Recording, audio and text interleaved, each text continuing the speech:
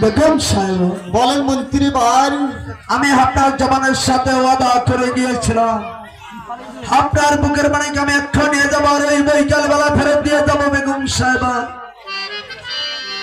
আমার আসতে একটু লেট হয়ে গিয়েছে, এর জন্য আমি আপনার কাছ থেকে ক্ষমা চেয়ে নিচ্ছি বেগম সাহেব।